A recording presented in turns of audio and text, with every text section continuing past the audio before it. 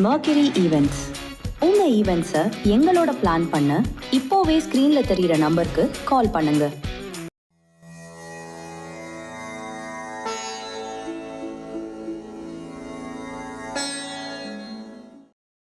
ஓம் சரணாகத தீனார்த்த பரித்ராண பராயணை சர்வஸ்யார்த்திகரே தேவி நாராயணி நமஸ்துதி. வணக்கம் நேயர்களே, இது மகாலட்சுமி ஜோதிடம் வழங்கும் காலச்சக்கரம்.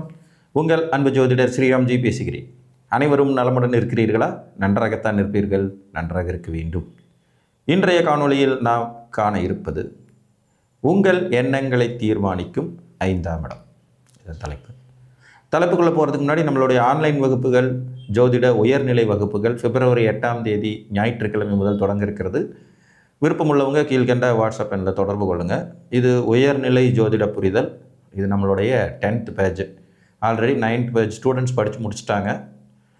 6 மாதம் கோர்ஸு, சண்டே கிளாஸ் இருக்கும். எண்ணங்கள் ஜென்மம், அணுஜென்மம், திரிஜென்மம் அப்படிங்கிற அடிப்படையில் இந்த 5ஆம் வீடு நமது எண்ணங்களை அவதானிக்கும் வீடுகளாக இருக்கிறது. நம்ம என்ன மாதிரியான சிந்தனை உடையவர்கள், எதை நோக்கி நமது செயல் இருக்கும் அப்படிங்கிறத தீர்மானிக்கிறதுக்கு இந்த 5ஆம் இடத்தின் துணையை நம்ம பார்க்க வேண்டியது இருக்கும். இது ஒவ்வொரு லக்னத்திற்கும் மாறுபடும். காரணம் என்ன அப்படின்னா, காலபுருஷனுடைய வீடுகளின் தன்மை என்னவோ, அந்த வீட்டின் அதிபதி யாரோ, அந்த அடிப்படையில் இந்த எண்ணங்கள் தீர்மானிக்கப்படும். ஸோ அந்த வகையில் மேசம் முதல் மீனம் வரைக்குமான இந்த 12 லக்னங்களுக்கும் 5ஆம் இடமாய் வரக்கூடிய வீடு எப்படிப்பட்ட எண்ணங்களை அந்த லக்னக்காரர்களுக்கு கொடுக்கும் அப்படிங்கிறத நீங்கள் தெரிஞ்சுக்கலாம். உங்கள் லக்னத்தின் அடிப்படையில் உங்கள் எண்ணங்கள் எப்படி தீர்மானமாகிறதுங்கிறது தெரிஞ்சாலே அதற்கு தகுந்த மாதிரி நம்ம வாழ்வியலை அமைத்து கொள்ள முடியுங்கிறதுக்காகத்தான் இந்த காணொலி. இப்போ மேச லக்னக்காரங்களுக்கு 5ஆம் இடமாக வர்றது சிம்மம். சிம்மம் யாருடைய வீடுன்னு பார்த்தீங்கன்னா சூரியனுடைய வீடு. இப்போ சூரியனுடைய வீடாகி காலபுருஷனுடைய 5ஆம் இடமாகவும் இது வர்றதுனால நல்ல பூர்வ புண்ணிய பலம் உள்ளவங்க தான் மேக்சிமம் மேச லக்னத்தில் பிறப்பாங்க. தகப்பனாதி வர்க்கத்தின் புண்ணிய பலன்களை அனுபவிப்பதற்காக பிறப்பெடுப்பவர்கள் தான் மேச லக்னத்திலே பிறப்பாங்க. அந்த லக்னத்தினுடைய சூட்சமத்திலே அது வந்துடும். ஏன்னா 5ஆம் அதிபதி உச்சம் பெற வீடு மேசம். அதனால் மேசலக்கணக்காரர்களுக்கு தகப்பனாதி வர்க்கம் நல்ல பேர் எடுக்கிறது, தலைமை தாங்குவது, அதிகார பதவிக்கு வர்றது, முன்னேறுவதுங்கிற மாதிரியான எண்ணங்கள் சற்று மிகுதியாகவே இருக்கும். சூரியனுடைய ஆதிக்க குணம் இவங்ககிட்ட நேச்சுராகவே வெளிப்படும். ஏன்னா அந்த 5ஆம் இடம் சூரியனுடைய வீடு, அது அவருடைய ஆட்சி மூலத்திரிகோண வீடாகவும் இருக்கிறதுனால பூர்வ புண்ணியம், பூர்வீக சொத்துக்களை கைப்பற்றுவது, பூர்வீக சொத்துக்களின் அடிப்படையில் நம்ம வாழ்வியலை கட்டமைத்து கொள்வது, அப்பாவுடைய பேரை காப்பாற்றுறது, தன்னுடைய பேர் வெளியில் தெரிகிற மாதிரி இருக்கிறது, கௌரவத்திற்கு குறைவில்லாமல் வாழ்வியலை நடத்தி கொண்டு போவதுங்கிற எண்ணங்கள் மேசலக்னக்காரங்களுக்கு நேச்சுராகவே இருக்கும். அதிகாரத்தை கைப்பற்றுவது, அதிகார பதவிக்கு வரணுங்கிற அந்த நினப்பு எந்த ஒரு சூழ்நிலையிலையும் பூர்வீக சொத்தை விட்டு கொடுக்குற அமைப்பை மேசலக்னக்காரங்க செய்ய மாட்டாங்க. பேரை கெடுத்து கொள்ளும் வேலைகளை செய்வதிலும் இவங்க கொஞ்சம் எச்சரிக்கையுடனே இருப்பார்கள். ரிஷப லக்னத்தை பொறுத்த வரைக்கும் காலபுருஷனுடைய 6ஆம் வீடு இவங்களுக்கு 5ஆம் இடமும் வரும். 6ஆம் வீடு 5ஆம் இடமும் வரும். இந்த வீட்டின் அதிபதி புதன், அங்கேயே ஆட்சி உச்சம் மூலத்திரிகோணுங்கிற 3 பவரையும் பெறவர். அப்போ இவங்களுடைய எண்ணங்கள், செயல், சிந்தனை எல்லாமே பார்த்திங்கன்னா மேக்சிமம் நோயை பற்றியதாக இருக்கும், கடனை பற்றியதாக இருக்கும், குழந்தைங்களை பற்றினதாக இருக்கும். குழந்தைங்களுடைய கடனை எப்படி தீர்க்க போகிறோமோ அப்படிங்கிறதுல அதீதமான சிந்தனைகள் கொண்டவங்களாக இருப்பாங்க. உயர்கல்வி, தன்னுடைய வேலை, உழைப்பு, தனக்கு வரக்கூடிய பிரச்சனைகள், வம்பு வழக்கு, எதிரிகளை பற்றிய சிந்தனைகள். 5ஆம் இடம் என்னவா வருது? காலபுருஷனுக்கு 6ஆம் வீடாக வருது. அந்த வீட்டின் அதிபதி யார்? புதன். அப்போ புதனுடைய இயல்புகள் இவங்க எண்ணங்களை தீர்மானிக்கும். புதன்னாலே கூடவே பின்னாடியே வர்றது கடன் அப்படிங்கிறது. இவங்களுக்கு அது 5ஆம் இடம், ஆனால் காலபுருஷனுக்கு 6ஆம் வீடு அப்படிங்கும்போது அடிப்படையிலேயே ஆட்டோமேட்டிக்காக குழந்தைகள் ஒரு பெரும் கடன் அப்படிங்கிற எண்ணம் ரிஷப லக்னக்காரங்களுக்கு நேச்சுரலாகவே வந்துடும்.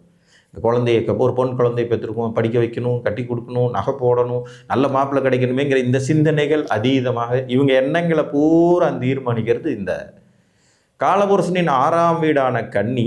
இவர்களுக்கு 5ஆம் இடமா வந்து இவர்களின் எதிரியை பற்றி சிந்தனைகள் அதிகமாக இருக்கும், இவங்களின் பொறுப்புகளை பற்றின சிந்தனைகள் அதிகமாக இருக்கும், இவர்களின் கடன்களை பற்றிய சிந்தனைகள் அதிகமாக இருக்கும், இவங்க வாரிசுகளை பற்றிய சிந்தனைகள் அதிகமாக இருக்கும், இவரின் உழைப்பை பற்றிய சிந்தனைகள் அதிகமாக இருக்கும். ஏன்னா 6ஆம் இடங்கிறது உழைப்பையும் குறிப்பிடக்கூடியது. அது இவங்களுக்கு 5ஆம் இடமாக வர்றதுனால. மிதுனத்திற்கு 5ஆம் இடம் அப்படிங்கிறது துலாம். இது ஒரு வியாபார லக்னம். துலாம்ங்கிறது வியாபார லக்னம், சுக்கரனுடைய வீடு. இவங்களுக்கு கொஞ்சம் அதீதமாக வந்து வியாபார எண்ணங்கள், சிந்தனைகள், வியாபார நுணுக்கங்கள், தகவல் தொழில்நுட்ப தொடர்பு, மற்றவர்களோட தொடர்பை ஏற்படுத்தி கொள்வதில் அதிகமான சிந்தனை இருக்கும். சமுதாய தொடர்புகளை அதிகமாக இவங்க உருவாக்கி கொண்டே இருக்கக்கூடியவர்கள். கீழ்நிலையிலிருந்து மேல்நிலை வரைக்கும் எல்லாரோடையும் ஒரு தொடர்பை வச்சுக்கணுங்கிற எண்ணங்கள் இவங்களுக்கு மிகுதியாக இருக்கும். ஒன்றுக்கு மேற்பட்ட தொழில் செய்யணுங்கிற யோகிதை இருக்கும். ஏன்னா இவங்களுக்கு 5ஆம் அதிபதியாக வரக்கூடிய சுக்கிரன் எங்கே உச்சமாவார்னு கேட்டிங்கன்னா, காலபுருஷனுடைய 12ஆம் வீடாகவும் இவங்களுக்கு 10ஆம் இடத்துலையும், இவங்களுக்கு 10ஆம் இடத்துல உச்சமாவார். அப்படிங்கும்போது ஆட்டோமேட்டிக்காக உங்களுக்கு வேலை, சிந்தனைகள், ஒன்றுக்கு மேற்பட்ட தொழில், அது சார்ந்த விஷயங்கள், சமுதாய ரீதியான தொடர்புகள், அது சார்ந்த சிந்தனைகள், எண்ணங்கள், எப்படி எதை சமாளிப்பது, வியாபார நுணுக்கங்கள், ஒரு பெரிய தொழிலதிபர் ஆகணுங்கிற சிந்தனையும் எண்ணமும் உங்களுக்கு ஜாஸ்தியாக இருக்கும். பட் அன்ஃபார்ச்சுனேட்லி இது ஒரு உபய லக்னங்கிறதுனால உங்களுக்கு சிந்தனைகள் ரொம்ப அதீதமாக இருக்கும். இவர்களுடைய அறிவுரைகளை கேட்குற மற்றவங்க ரொம்ப பெரிய லெவலில் வெற்றி அடைவாங்க. ஆனால் இவர்களால் அடைய முடியாதபடி ஸ்ட்ரகிள் ஆவாங்க. அதே மாதிரி பெண் கிரகமான சுக்கிரன் 5ஆம் அதிபதியாக வர்றதுனால காதல் விவகாரங்கள் சம்பந்தமான சிந்தனைகளும் சற்று கூடுதலாக இருக்கும் அப்படிங்கிறத மறந்துட வேண்டாம். கடகத்திற்கு 5ஆம் இடமாக வரக்கூடியது காலபுருஷனுடைய 8ஆம் வீடு. இது விருச்சிகம். இது இவங்களுக்கு 5ஆம் இடமாக வரும். இந்த வீட்டின் அதிபதி செவ்வாய். இவங்க வந்து தொழில் ஜீவனஸ்தானம் காலபுருஷனுக்குங்கிற 10ஆம் வீட்டில் உச்சமடைவாங்க. அது கடகத்திற்கு 7ஆம் இடம். அப்போ இவர்களின் ரகசிய நடவடிக்கைகள் மிகுதியாக இருக்கும். அது சார்ந்த எண்ணங்கள், அது சார்ந்த சிந்தனைகள், அது சார்ந்த குணாதிசயங்களே இருக்கும். பொதுவாக ரகசியமான வழிகளில் எப்படி ஜெயிக்கலாம் அப்படிங்கிறத எண்ணாத கடக லக்னக்காரங்க இருக்கவே மாட்டாங்க. இவங்க கிட்ட கொஞ்சம் மறைபொருள் அறியும் தன்மையும் நேச்சுரலாகவே இருக்கும். அடுத்தவங்க வாழ்வியல் ரகசியங்களை வச்சு அதை வச்சு இவங்க லைஃப்பில் முன்னுக்கு வந்துடுறது அப்படிங்கிறது ரொம்பவுமே நிதான போக்கு கொண்ட லக்னங்களில் கடகமும் ஒன்றுங்கிறதுனால இவர்கள் கொஞ்சம் விவேகமான செயல்பாடுக்கு பேர் போனவங்க. விருச்சிகம்னாலே விவேகம்தான். கிட்டத்தட்ட வந்து அந்த வீட்டில் வந்து பார்த்திங்கன்னா ரொம்ப பவர்ஃபுல்லான அறிவுசார் விஷயங்கள் ஒளிந்திருக்கும் இடம். இது காலபுருஷனுடைய 8ஆம் வீடு. இவங்களுக்கு இது 5ஆம் வீடுங்கும்போது மறைமுக நடவடிக்கைகள், மறைமுக உபாசனைகள், ரகசிய கூட்டு, ரகசிய நடவடிக்கைகள், அதன் மூலம் வெற்றி வாய்ப்பை சொல்கிறது, அதன் மூலம் சமுதாயத்துக்கு தேவையான விஷயங்களை பூரா சாதிச்சுக்கிறது, அதன் மூலம் இவர்களின் தொழில்களை வெற்றி அடைய செய்வதுங்கிற எண்ணங்கள் இருக்கும். தீவிரமாக தாக்கும் குணம் கொண்ட கிரகமான செவ்வாய் ரகசிய வீட்டுக்கு அதிபதியாக வர்றதுனால ரகசியமான முறையில் மற்றவர்களை தாக்குவதற்கும் தயங்காத லக்னம் கடகம். இன்ஃபேக்ட் விருச்சிகமும் அதே மாதிரியான வீடு. மகரமும் கிட்டத்தட்ட சண்டைக்கு ரெடிங்கிறது மாதிரியான வீடுங்கிறதுனால கடகத்தின் 5ஆம் இடம் அவர்களின் வாழ்வியல் வெற்றியை தீர்மானிக்கும் சூட்சும சக்தி மிகுந்ததாகவே இருக்கும். சிம்மத்துக்கு 5ஆம் வீடாக வர்றது காலபுருஷனுடைய 9ஆம் வீடான பாக்கியஸ்தானம், குருவுடைய வீடு. இப்போ இந்த வீட்டின் அதிபதி 12ஆம் இடத்துல உச்சமாகிற குரு இந்த இடத்துல ஆட்சி மூல திரிகோண வலுவையும் பெறாருங்கனால இவர்களுக்கு பெரிய மனித தோழனை, அதீதமான செயல் சிந்தனைகள் கொண்டதாக இருக்கும். எப்போதும் அதிகாரம், மேன்மையாக இருப்பது, வளர்ச்சி பெறுவது, மற்றவர்கள் தன்னை பார்த்து பொறாமைப்படும் அளவிற்கான வளர்ச்சி ஏற்படுவது, ஒரு நேர்வழி, ஸ்ட்ரைட் ஃபார்வேர்டாக எதையுமே அனுபவிச்சுட்டு போயிடணுங்கிற எண்ணங்கள் இவங்களுக்கு சற்று மிகுதியாகவே இருக்கும். மேலும் குரு 12ஆம் இடத்தில் உச்சம் பெறக்கூடிய கிரகங்கிறதுனால சற்று காதல் விவகாரங்களும் ஏற்படும் விதி உங்களுக்கு உண்டு. முறை தவறி காதலை சிந்திக்கும் தன்மை சிம்ம லக்னத்துக்கு அதிகமாகவே இருக்கும். இதில் இவங்க கொஞ்சம் எச்சரிக்கையோடு இருக்கணும். இந்த குரு பகவான் வந்து பார்த்திங்கன்னா லக்ன சுபர், ஆனால் அதே நேரத்தில் அவரே அட்டமாதிபதியாகவும் 12ஆம் இடத்துல உச்சம் பெறக்கூடியவராகவும் வர்றதுனால இவர்கள் எப்போதும் கௌரவத்திற்கு முக்கியத்துவம் கொடுத்து செயல்பட வேண்டியது அவசியம். இல்லைன்னா கௌரவம் கெட்டு போகக்கூடிய வேலைகளில் ஈடுபட்டுருவாங்க. அது மாதிரியான எண்ணங்களும் சிந்தனைகளையும் கொடுக்கக்கூடிய தன்மை இந்த வீட்டுக்கு உண்டு. தனுசு வீடு புனிதத்திலும் புனிதமான வீடுங்கிறதுனால தன்னை வந்து முன்னிலைப்படுத்தி கொள்வதில் சிம்மலக்கணக்காரங்களுடைய செயலும் சிந்தனையும் எப்போதுமே இருக்கும். பணம் சார்ந்த சிந்தனைகள், எண்ணங்கள், நல்ல பதவியை அடைந்து விட வேண்டும், உயர்நிலை யோகியதைகளை பெற்றுவிட வேண்டும்ங்கிற எண்ணம் இந்த மேசம், சிம்மம், தனுசு 3க்குமே இருக்கவே செய்யும். இது ஒன்றுக்கொன்று தொடர்பு கொண்ட விஷயங்கள். தன்னுடைய ஆண் தன்மையை வெளிப்படுத்தும் தன்மை சிம்மத்திற்கு ரொம்ப மிகுதியாக உண்டுங்கிறனால தான் இதில் பிறக்கிற பெண்கள் கூட ஆண் மாதிரி நடந்துக்குவாங்க. ஒரு ஆளுமை திறன் மிகுந்த ஒரு லக்னம் இது. ஸோ இவங்களுடைய எண்ணம், செயலும் மற்றவர்கள் தன்னை வணங்க வேண்டும், நாம் மற்றவங்கள வழிநடத்திட்டு போகணுங்கிற எண்ணம் கொண்டவங்களாக இருப்பாங்க. ஆனால் சில நேரங்களில் இவங்க செய்கிற செயல்கள் பார்த்திங்கன்னா இவங்களுடைய கௌரவம், புகழை எல்லாமே உல்ட்டா பண்ணி ஒன்றும் இல்லாமல் பண்ணி விட்டுரும். கன்னிக்கு 6ஆம் இடம் கும்பம், சனியோட வீடு. இவர் 2ஆம் இடத்துல உச்சம் பெறுவார். அந்த வீடே இவருக்கு மூலத்திரிகோண வீடு. பாதகஸ்தானம் இவங்களுக்கு 5ஆம் இடமாக இவங்களுக்கு வந்து 5ஆம் இடமாக வரக்கூடியது மகரம், சனியோடைய வீடு. இவர் 2ஆம் இடத்துல உச்சம் பெறுவார். தொழில் ரீதியான கிரகம் இவர். காலபுருஷனுடைய 10ஆம் அதிபதி இவர்களுக்கு 5ஆம் அதிபதியாக வர்றதுனால தன்னுடைய வேலை வேலை வேலை வேலை அதிலேயே சிந்திச்சுக்கிட்டு இருப்பாங்க. அதுவே வந்து முழுமையாக ஃபோக்கஸ் பண்ணக்கூடிய தன்மை கன்னிலக்னத்துக்கு உண்டு. நேச்சுரலாகவே இது காலபுருஷனுடைய 6ஆம் வீடுங்கிறதுனால இவங்க உழைப்பின் மேன்மையை எந்த அளவுக்கு நினைக்கிறாங்களோ அந்த அளவுக்கு வாழ்க்கையில் தனம், பொருளாதாரம், வளர்ச்சி, முன்னேற்றங்கிறது இயற்கையாகவே கிடைத்துவிடும்.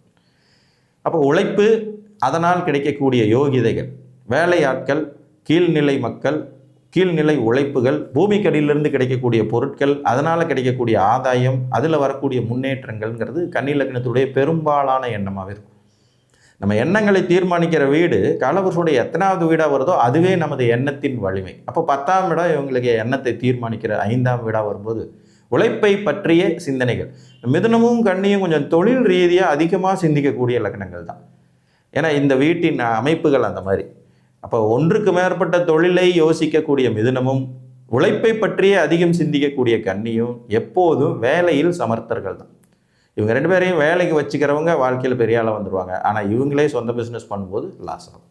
சனி பகவான் எண்ணங்களை தீர்மானிக்கக்கூடியவங்கிறதுனால நிதான போக்கை கடைபிடிப்பது கன்னி லக்னத்துக்கு ரொம்ப ரொம்ப ரொம்ப ரொம்ப சிறப்பு. துலாத்திற்கு 5ஆம் இடமா கும்ப வீடு வரும். இந்த கும்பத்தின் தன்மை அப்படிங்கிறது வந்து பார்த்திங்கன்னா கொஞ்சம் பாதகத்தை தரக்கூடியது. ஆனால் தொழில் காரகனான சனி லக்னத்தில் வந்து உச்சம் பெறக்கூடிய விதி உடையவர்களால தொழில் அதிபர்களாக தன்னை பாவித்து கொள்வது, 1000 பேருக்கு சம்பளம் கொடுக்குற முதலாளி ஆகணுங்கிற எண்ணம் யாருக்கு அதிகமாக இருக்குன்னா துலா லக்னக்காரங்களுக்கு. இது ஒரு பிஸ்னஸ் லக்னமும் கூட. ஜட லக்னம் அப்படின்னு சொல்லுவாங்க ஜோதிட சாஸ்திரத்தில். அப்போ ஆட்டோமேட்டிக்காகவே இவர்களுக்கு வந்து இவங்களுடைய எண்ணங்கள் அவதானிப்பதுங்கிறது வேலைக்காரர்களை வழி நடத்துவது, பிஸ்னஸ் பண்ணி சக்ஸஸ் ஆகிறது, யாரையும் பெருசாக பகைச்சிக்காமல் இருக்கிறது, நிதானமாக வளர்ச்சி அடைந்தாலும் நிச்சயம் உச்சக்கட்ட வளர்ச்சியை அடைந்தே தீர வேண்டும் என்கின்ற எண்ணங்கள் இருக்கும். ஒரு சில பாதகமான எண்ணங்களையும் லாப நோக்கம் கருதும் சன்மைகளையும் இது கொடுக்கத்தான் செய்யும். ஏன்னா அது காலபுருஷனுடைய லாப பாதகஸ்தானம். அப்போ இவங்க தன் சுய லாபம் என்ன அப்படிங்கிறத கொஞ்சம் அதீதமாக கணக்கு போடக்கூடியவர்களாகவே இருப்பாங்க. இது இவங்களுக்கு கூடவே இருக்கிற குடும்ப உறவுகள் கூட ஈஸியாக புரிஞ்சுக்க முடியும். இவங்களுடைய சுய லாபம் என்னங்கிறது திருப்பி திருப்பி திருப்பி திருப்பி அது வந்துட்டே இருக்கக்கூடிய தன்மை இருக்கும். விருச்சிகத்தை பொறுத்த வரைக்கும் மறைபொருள் அறியக்கூடிய மீனம் 5ஆம் வீடாக வரும். இது குருவினுடைய வீடு. இந்த வீடு பாக்கியஸ்தானமான கடகத்தில் உச்சம் பெறுவாங்க. அப்போ இவர்களுக்கு ஆட்டோமேட்டிக்காக மறைபொருள், ரகசியம், ரகசிய நடவடிக்கைகள் சார்ந்த விஷயங்கள், எதிரிகளை எப்படி வீழ்த்துவது, சுபிட்சமான அமைப்புகள், சுப விரய செலவுகள் சம்பந்தப்பட்ட அமைப்பு, தன்னுடைய செயல்களை மற்றவர்கள் உணர்ந்து கொள்ளா வண்ணம் சாதுர்த்தியமாக காய் நகர்த்தும் தன்மை உடையவங்களாக விருச்சிகம் இருப்பாங்க. ஏன்னா இவங்களுக்கு 1, 5, 9ஆம் வீடுகளாக வர்ற வீடுகளே பாருங்கள், எல்லாமே நீர் தத்துவ வீடுகளாக இருக்கும். தண்ணிக்குள்ளே என்ன இருக்குன்னு யாருக்குமே தெரியாது அப்படிங்கிற மாதிரியான அமைப்பு தான். குருவுடைய வீடாக அவங்க இருக்கிறதுனால ஆட்டோமேட்டிக்காக அதுவே காலபுருஷனுடைய 12ஆம் இடமாக இருக்கிறதுனால கட்டாயம் ரகசிய நடவடிக்கைகள் சார்ந்த தன்னுடைய வலிமையை எப்படி அதிகப்படுத்தி கொள்ளலாம் என்கின்ற தீவிரமான சிந்தனைகளும் எண்ணங்களும் கொண்டவர்களாகவே விருச்சிகம் இருப்பாங்க. உங்களுடைய நடவடிக்கைகள் அவ்வளோ ஈஸியாக யாராலும் கணித்து விடுதல் என்பது இயலாது. தனுசை பொறுத்த வரைக்கும் 5ஆம் இடமா மேச வீடு செவ்வாயினுடைய வீடாக வருது. இது வந்து முதன்மை வீடுங்கிறதுனால தன்னை முன்னிலைப்படுத்தி கொள்ளும் எண்ணமே இவர்களுக்கு அதிகமாக இருக்கும். எந்த இடத்துல இருந்தாலும் தான் முதல்ல இருக்கணும். ஒரு கம்பெனியோ, ஒரு நிர்வாகமோ, ஒரு வேலை பார்க்குற இடமோ எதுவாக இருந்தாலும் அதில் நான் முதன்மை பெற வேண்டும் என்கின்ற எண்ணமும் செயலும் சிந்தனையும் கொண்டவங்களாக இருப்பாங்க. அதுக்காக ரொம்ப மூர்க்கமாக வேலை செய்யக்கூடியவர்களாகவும் இருப்பாங்க.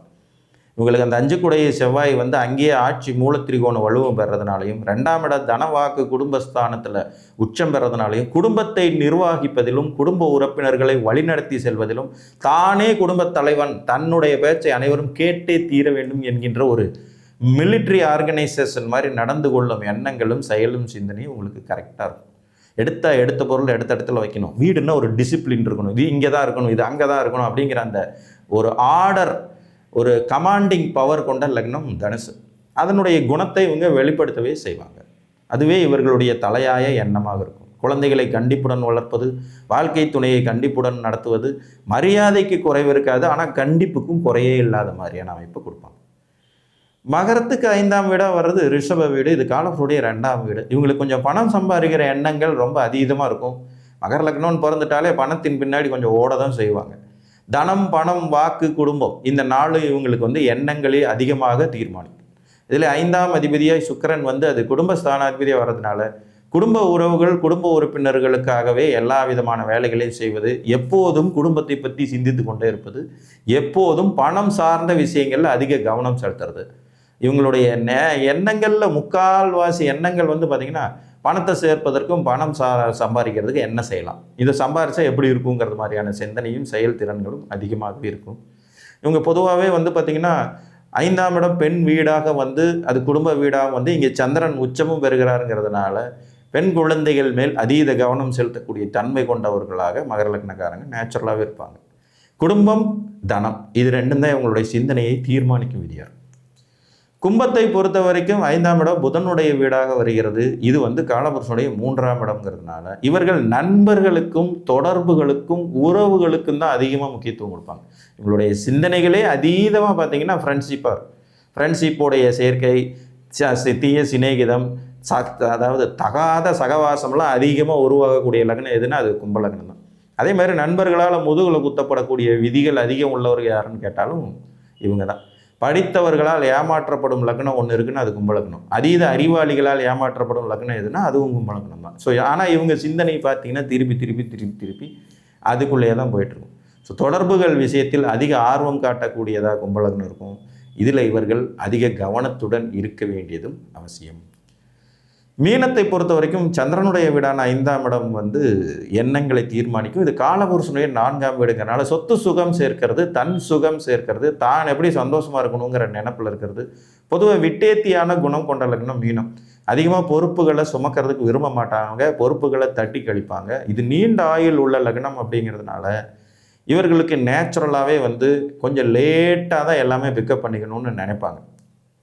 இதுலேயும் சந்திரனுடைய வீடு அவங்க 3ஆம் இடத்துல உச்சமும் வரக்கூடியவருங்கிறதுனால எல்லா பொறுப்பையும் குடும்ப உறுப்புகளில் ஒப்படைச்சிட்டு நாம் எப்படி ஜாலியாக ஃப்ரீயாக இருக்க முடியும் அப்படின்னு இருப்பாங்க. ரகசிய நடவடிக்கையில் சற்று மிகுந்த லக்னங்களில் மீனமும் ஒன்று. இந்த கடகம், விருச்சிகம், மீனம் 3மே ஒரே ட்ரையாங்கிள் தான், ஒன்றுக்கொன்று சளைத்தவை அல்ல அப்படிங்கிறது மாதிரியான விதிகளை கொடுக்கக்கூடியது. இதில் இவங்க லக்னாதிபதி உச்சம் பெறதும் 5ஆம் இடத்துல நாளைங்கிறனால கற்பனா சக்தி ரொம்ப மிகுதியாக இருக்கும். தனது எண்ணங்களாலேயே தன்னை வடிவமைத்து கொள்ளும் தன்மை கொண்டவர்களாக இருப்பாங்க. சொத்து சுகம் சேர்க்கை, மறைமுகமாய் ரகசியமாய் எவ்வளோ சொத்துக்கள் சேர்க்க முடியுங்கிற அமைப்பு, தாயாதி வர்க்கத்தின் மேலே அலாதியான ஒரு தனிப்பிரியம் போன்றவைகள் இவர்களின் எண்ணங்களாக இருக்கும். ஸோ உங்கள் எண்ணங்களை தீர்மானிக்கிற அந்த 5ஆம் இடமும் 5ஆம் அதிபதியும் எப்படிப்பட்டவர் என்பதை பார்த்து அறிந்து கொண்டீர்கள். மீண்டும் ஒரு காணொலியில் உங்களை வந்து சந்திக்கும் வரை உங்களிடமிருந்து அன்புடன் விடைபெற்றுக் கொள்வது உங்கள் அன்பு ஜோதிடர் ஸ்ரீராம்ஜி. நன்றி, வணக்கம்.